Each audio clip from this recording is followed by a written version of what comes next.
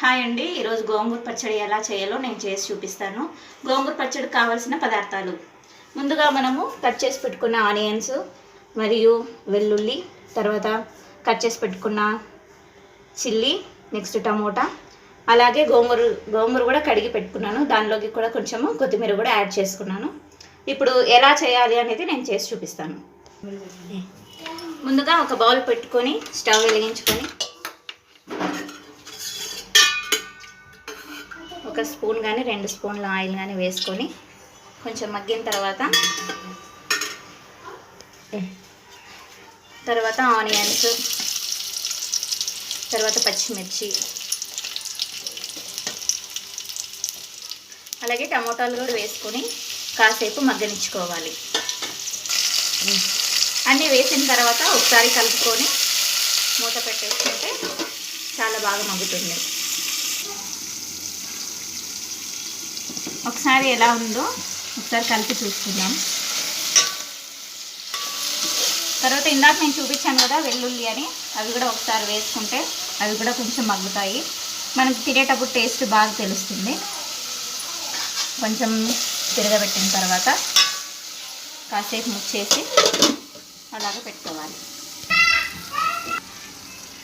ఇప్పుడు మూత తీసి చూసుకుందాము ఏ విధంగా మగ్గినాయో లేదో అనేది. సరిపోతుంది మనకి, ఈ విధంగా మగ్గినాయి కదా. తర్వాత మనం గోంగూర అలాగే కొత్తిమీర కడిగి పెట్టాం కదా, అది కూడా ఇందులోకి వేసుకుందాము. ఈ మగ్గేటప్పుడు ఈ గోంగూర వాసన అనేది చాలా బాగుంటుంది.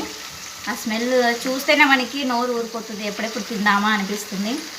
అలాగే ఈ గోంగూర పచ్చడి కూడా చాలా టేస్ట్గా ఉంటుందండి. మీరు కూడా ఇంట్లో ఒకసారి ట్రై చేయండి. మేము ఎప్పుడైనా కూడా బిర్యానీ చేస్తే ఖచ్చితంగా ఈ గోంగూర పచ్చడి అనేది చేస్తామన్నమాట. చాలా టేస్ట్గా ఉంటుంది. చూడండి, మనం ఒకసారి మూత తీసుకొని చూసుకుంటే ఇంతకుముందు మనం గోంగూర వేసినప్పుడు అంత గ్రీనరీగా ఉండింది. ఇప్పుడు ఆల్రెడీ కలర్ చేంజ్ అయింది. ఈ కలర్ చేంజ్ అయ్యేటప్పుడు కూడా స్మెల్ చాలా బాగుంటుంది. దీన్ని బాగా ఒకసారి మనం కలుపుకోవాలి, ఎందుకంటే పైన ఉన్న ఆకుకూర కూడా కింద మగ్గాలి కదా. కాబట్టి మనం అంతా బాగా నీట్గా కలుపుకుంటే మనము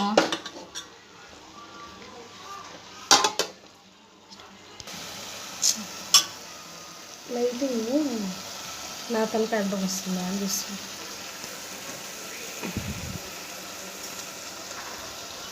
మనం ఇదంతా కలుపుకున్నాం కదండి. కలుపుకున్న తర్వాత ఇప్పుడు లాస్ట్లోన కొంచెము ఒక స్పూన్ మసాలా, అల్లం కొత్తిమీర పేస్ట్ చేసుకుంటాం కదా, అది స్పూన్ మసాలా. తర్వాత కొంచెం చిటికెడు పసుపు వేసుకోండి, చిటికెడంత పసుపు వేసుకున్న తర్వాత బాగా కలుపుకోవాలా, అంతా కలిసిపోవాలన్నమాట. కలర్ అంతా బాగా మంచి స్మెల్ వస్తుంది, బాగా టేస్ట్ బాగుంటుంది అనమాట. ఈ విధంగా మనం అంతా కలుపుకున్న తర్వాత కలుపుకున్న తర్వాత సిమ్లో పెట్టుకోవాలి. ఎందుకంటే మధ్యలో కలుపుతూ ఉంటే బాగుంటుంది, లేకపోతే ఇది అడుగు అంటిపోతుంది అనమాట, మాడిపోయే అవకాశం ఉంది, బ్యాడ్ స్మెల్ వస్తుంది. కాబట్టి కొంచెం మనము సిమ్లో పెట్టుకొని ఒక 2-3 మినిట్స్ మగ్గనిచ్చుకుంటే చాలు.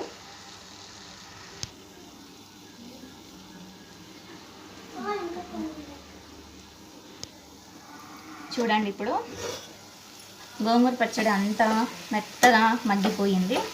మనం స్టవ్ ఆఫ్ చేసి దించుకున్న తర్వాత కొంచెం ఉప్పు వేసుకొని పప్పు గుత్తుతో మెత్తగా స్మాష్ చేసుకోవాలి. ఇదంతా కొంతమంది ఇలా స్మాష్ చేస్తుంటే మాకు చేతులు నొస్తున్నాయి, వేలు నొస్తాయి అని అనుకుంటూ ఉంటారు కదా. అలాంటి వాళ్ళు మిక్సీలో కూడా మిక్సీ పట్టచ్చు, బాగా మెత్తగా వస్తుంది.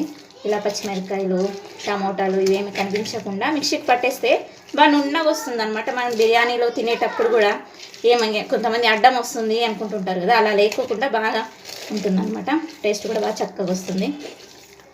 ఈ గోంగూర ఎలా చేసినానంటే నేను అసలు వాటర్ అనేది యూజ్ చేయలేదన్నమాట, ఓన్లీ ఆయిల్ వేసినాను. తర్వాత గోంగూర కడిగేసింటాం కదా,